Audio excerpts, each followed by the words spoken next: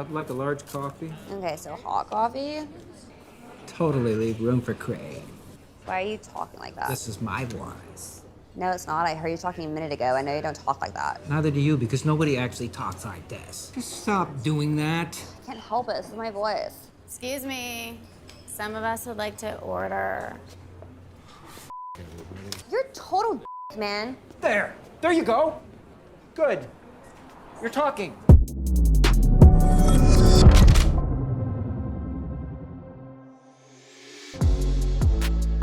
Viva, thank you for being on the show. I'm sure you'll be watching tomorrow's debate, but dude, gotta tell you, you are somebody that I wish was prepping Donald Trump for debate as well.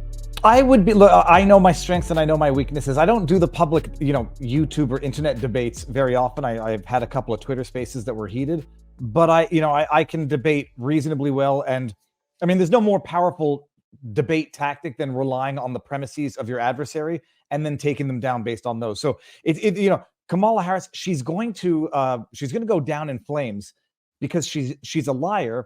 And she's a bad one at that. And my grandmother always said you have to have a good memory to be a good liar.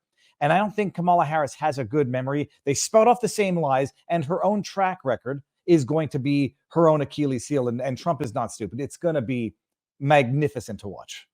So Tulsi, I know that you're friends with her, and I know that obviously she has good connections with Rumble and with like free speech movement, and she's really unbelievably brave person. A good debate partner, I'd say. Yeah, well, I'll correct you so that nobody accuses me of stolen fame. I'm not.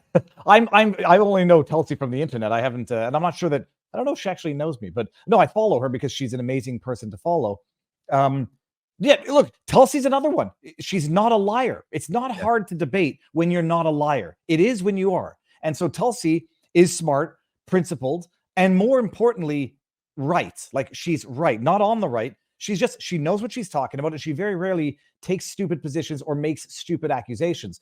And she thinks quickly on her feet. She's had the firsthand experience seeing Kamala and debating with her. No, she's amazing. It's Trump is in the best of hands, but I don't think he needs any real prepping for this. He knows how to debate. He knows how to have entertaining, engaging back and forth, and he knows how to needle people where they deserve to be needled. And Kamala is a prime for needling. Okay, so here's something that we've been enjoying talking about on the program, and I'm so excited to have a Canadian on to talk about this, or at least somebody who spent a considerable portion of their life in Canada. So Kamala Harris is she's not born in Canada, but she did live a considerable amount of her time in a very leafy, upscale area of Montreal. I've checked with our friends at Rebel News, and they've told Ezra's told me all about this neighborhood, and we hope to go there and check on something which is very important to us, which is the Kamala Harris affected Southern accent, and to see if that's how people speak in Montreal through their cigarette and croissant. We have just a very short sampling here for you, and then I'll let you take it after this very quick clip of Kamala Harris's Montreal accent. Friend Quavo would say, he does not walk it like he talks it. Everywhere I go, I tell people, look, you may not be a union member. You better thank a union member. That's Quebec. For the 5-day work week. I've heard it. You better thank a union member for sick leave. You better thank a union member for paid leave. You better thank a union member for vacation time. If you get pulled over by the Mounties, this is what it's going to sound like. And I will tell you, when we get this done together, my friend, and when I am president, I will take on the bad actors who exploit a crisis. Let's just get through the next 64 days. How about that? Yeah. All right. It's nauseating. It's nauseating. So maybe you can. Okay, we're gonna turn. We got hours of this. I'm sorry, we got hours of foghorn leghorn LARPing. I'll say. Yeah. Thank you for getting that. Thank you. Well, Thank you. someone had to explain to me that the rooster's name was Foghorn Leghorn. I never knew that, but I was thinking, like, what is the name of that big chicken from the Bugs Bunny cartoons? I'll say. It's so bloody patronizing, Benny. I can only make the joke, if she were to go to a synagogue and start talking to the congregation, like, when I get elected president, I'm going to make everything good for you. Like, it's so patronizing, insulting. It is the definition of racism to twinker your twang. Oh, I don't know what the word is there. You're to tinker with your accent, to cater to the demographics of the crowd. And now that, she's no longer running as the first Indian district attorney or senator of California, now she's running with the first black vice presidential woman candidate. She's got to play to that crowd. I mean, it's so cynical and disgusting. But and to do it, not thinking that the internet is forever and there are people out there who don't like Kamala who are going to find these clips and make merciless fun of her, and she still does it. And I think she actually posted that clip on her Twitter feed because she thought it made her look good. It's insanity. So again, I just want to lean into your expertise here. I assume you've been to Montreal. Benny. So I'm born and raised. Like I'm Canadian, born and raised in Montreal. I only fled commie Canada in 2022. So yeah. I actually am born and raised. Dude, Westmount. I mean, I'm born and raised in Westmount, not for there's Lower Westmount. That's where she's from. I know. She went to school, Westmount High, up the street from where we used to live in Lower Westmount. My parents, we're mid Westmount, and it's an affluent neighborhood. It wasn't always affluent. My parents got in the late 70s. I think it might have always been affluent, but they got in a housing crisis when a lot of Anglophones were actually leaving Quebec because of language laws and heading over to Ontario. So, one man's crisis is another person's investment. But her mother's from India. Her father is from Jamaica. Both are Marxists. Her father is a descendant of slave-owning families. So ironically enough, when she says, she supports, what's the word? Repayment. Reparations. Reparations. I'm sorry. When she says, she supports reparations and tells Al Sharp that she'll sign that bill, her father's side of the family is paying the reparations, not receiving them. She's raised in Westmount, Canada, where her mother was, the parents were moving around until they got divorced. Her mother moved to Canada for, I think, working at the Jewish General. She went to Westmount High. Look, I like to say I think I'm more American than she is, and she might be more Canadian than me. But it's preposterous. You sort of understand why there's a requirement to be, certain requirements to be a president. Because you want to have someone who has some connection to the country, some loyalty to the country. And what you have here is a first-generation daughter of literal Marxists who was brought up with Canadian standards. So it might explain why she wants to come and import some of that Canadian stuff and get your mandatory buybacks of guns in America, which is also known as a confiscation. So she's importing commie Canadian principles of firearm ownership into Second Amendment, First Amendment America, where it's not welcome and it's not part of the history. I think it's very interesting because in your first response, Viva, you talk about how the nature of the liar, people are just not going to believe you on a debate stage or otherwise. They're going to take, and here's some of the that's de Maisonneuve or St. Catherine. That right there is Clark. It should be Clark Street. This is my neighborhood. I mean, it's beautiful. Looks rough. I mean, looks dangerous. It looks very terrifying. It's objectively beautiful, but don't put it past the government to turn even the most nicest of places into shitholes, poop holes. Sorry, where I lived, which was Lower Westmount near St. Catherine, it's turned into a dump. There were stabbings. There was a shooting at a cafe called Cafe Gentili, but no, it's known for being a high GDP municipality. I think the highest GDP of all of Canada. Wow. So I mean, I guess to the greater point here.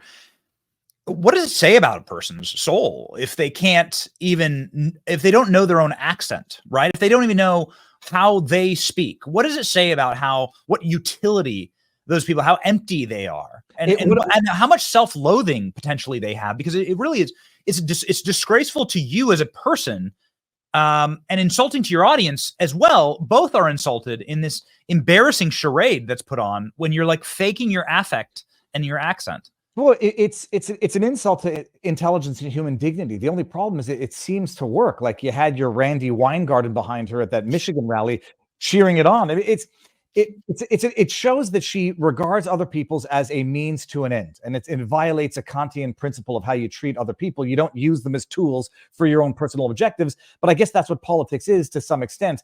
And she has no problem just using demographics, using racial identity, using identity politics.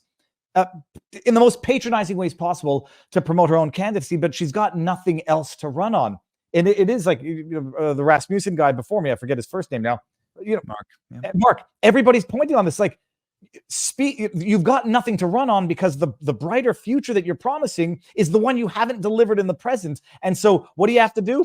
Play to the blackness, play to the Indianness, play to the womanness, and play to all of the identity politics that have nothing to do with merit. Because she has never succeeded on her own merit in her entire life, and she has never succeeded at doing anything good with the power that was given to her. You were one, and I want to close with this because it is something that you've been so correct about. And whenever Trump gets indicted somewhere, or wherever there's some obscene threat to the Constitution, like Trump can't be on the ballot in Illinois, right? You always go in and just rip these things to pieces.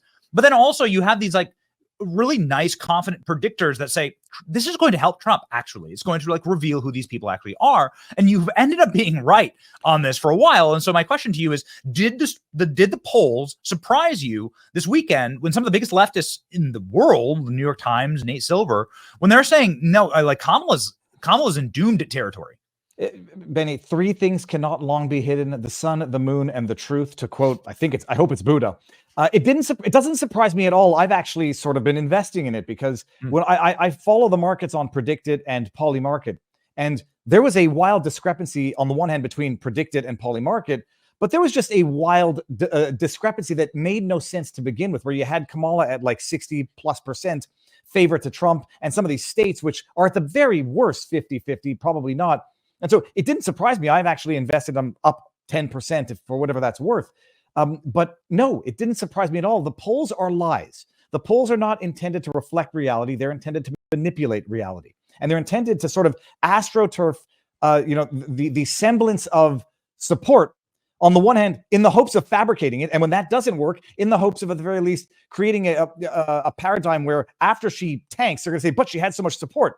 Or to create the steal and the semblance of a reality of a steal. Well, she always had support. The polls are absolute nonsense. They were doctored from the very beginning. And anybody who knows how these polls actually work with like the big pollsters and the scandals that the big pollsters have been involved in, what they are is you can play with variables to get the result that you want, as opposed to actually sampling openly and honestly to get the reality that is. And so, no, it didn't surprise me whatsoever. It's going to only get worse. And at some point, the honeymoon is long over. They just don't know it. And now even the lying lefties have to come out and admit it in order to save a little bit of face for when, touch wood, the inevitable should happen. And that being Trump destroys her in the general. I mean, this is a tough map, man. This is a tough map. You're talking about Polymarket. Here we go. I mean, bro, this is a tough map. This is a I don't know. This is a we all go to bed at midnight kind of map. I was thinking about this earlier. Like, it's just, but for the coasts, but for California and New York, and then all the smaller states on the coasts, everybody lives with the reality of how incompetent and disastrous this Biden administration has been. And you can't keep up the charade for too long. We're entering the Chernobyl levels of the fall of the Soviet Union, where you can't tell people they're not suffering the consequences of radiation when they're giving birth to fetuses with fishtails. I mean, we're at that level now. And they're saying like, things are good.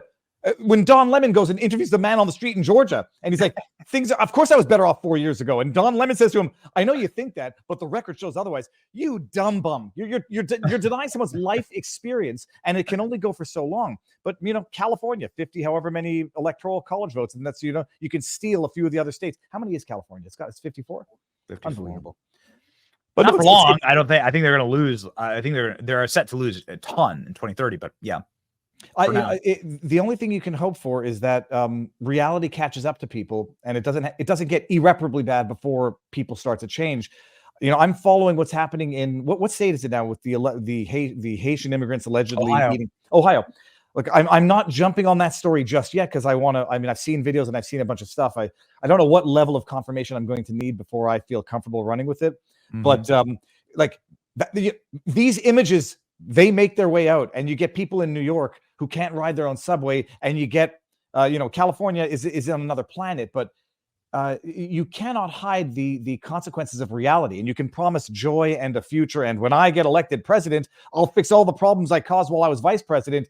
You got to be relying on a very dumb electorate to support that campaign promise. Yeah, we're gonna see. It's gonna be amazing, the debate tomorrow night. We're gonna see. Apparently, she brought in like a Donald Trump impersonator. Well, she brought in a war criminal. Not so we should forget this. What the hell is the campaign strategy to bring in a known war criminal, Dick Cheney's endorsement, and think that that proves anything other than the fact that you are the worst candidate in the history of the Democrat Party? Dick Cheney, I'm sold. Oh God, my hair's getting my hair all over the place. Did you have a hot take on this? Hold on. Did my producer send a hot take on this? I don't think it's so much of a hot take. I just say, fire on this. There you go. Nothing says democracy more than a war criminal endorsing, the beneficiary of a political coup. There's democracy, people. If you want your unity moment here, recognize that now, hey, libs, I totally back you when it comes to war crimes. Dick Cheney being charged. I back you. I'm in favor. I'm in favor of it. I have totally. People say you've evolved. That's great. Okay, we've evolved. Now Green Day is on the same side as Dick Cheney. What the hell is going? What does that mean? Right? Benny, wasn't one of Green Day's albums "American Idiot"? Didn't that have to do with George Bush and the Iraq War? What's amazing is we're playing cards here, maybe like trading baseball cards, and this is like the Democrats say, "I'll trade you Tulsi Gabbard and RFK Jr. for Dick Cheney." We're playing two different games here. You're playing like a murder game, and we're playing a unity ticket game. And those pictures when they put the halo around the person. I cannot understand it. It's like to deify a war criminal. But bottom line, congrats, Democrats. The party has revealed what it truly is. And it's revealed not just to let the Republicans off, it revealed the uni-party alliance.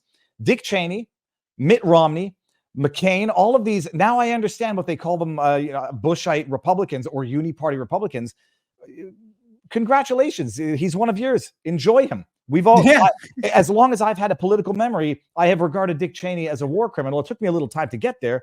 Take him. He's yours now, and he exemplifies the Democrat Party. Pro-big government, pro-big pharma, pro-war, anti-free speech. Enjoy. And then wonder why so many people are turning to RFK Jr. and the unity ticket, the true unity ticket of Trump. Have a great time. Like we don't even need another pick. You don't have to trade us a draft pick for this. Take the Cheneys. Please. How long did Dick Cheney physically live without a heart for? I mean, how many people get to say that? Free. That's exactly right. It's a free agent deal. I fully recommend the Kamala Harris campaign endorsement video with him. Right, both of them out hunting. Right, like I fully endorse it. I endorse Kamala Harris and him sitting there with their shot. Maybe take Tim Walz. He's such a man's man. Right. Now that you make the joke, there is a meme in there somewhere like Tim Walz and Dick Cheney go out hunting and only one comes back or something. I don't. There's a joke in there to be had. No, but look. Eventually, the truth comes out. It's just a matter of time. And with the aggregate, knowledge of the internet and the freedom that we now have on the Rumbles and the Twitters, YouTube is still the commie platform that it is. But the truth comes out a little bit quicker, and it's coming out on overdrive right now. Well, good luck. The party of Dick Cheney. You've won him. Maybe you should take a second and step back and ask, what did we do to deserve Dick Cheney? What did we do? What did we do wrong? What did we do to deserve Viva Frei, who's just excellent? You must follow him. Ladies and gentlemen, here's his account. Everybody hop in there. 650,000 followers. It goes slow and then it goes fast. Like there were bumps, but look, there have been a couple of very popular tweets that help along with these things. But I just keeping the pressure on and keeping reality in their faces. I just ratioed Mark Elias the other day and I had forgotten Mark Elias was the lawyer behind the Steele dossier hoax. Amazing. He was one of them. It's amazing. These players call themselves Democrats and they call themselves for democracy. It really is. I think we've reached a breaking point. I think that people are sick of it, and we're going to see some. Everybody in all these polls say they want change, and they know where to get it. So it's going to be exciting. It's going to be an exciting run. Viva, I know you'll be there with us. Godspeed, sir. Thank you very much, Penny. Have a good one.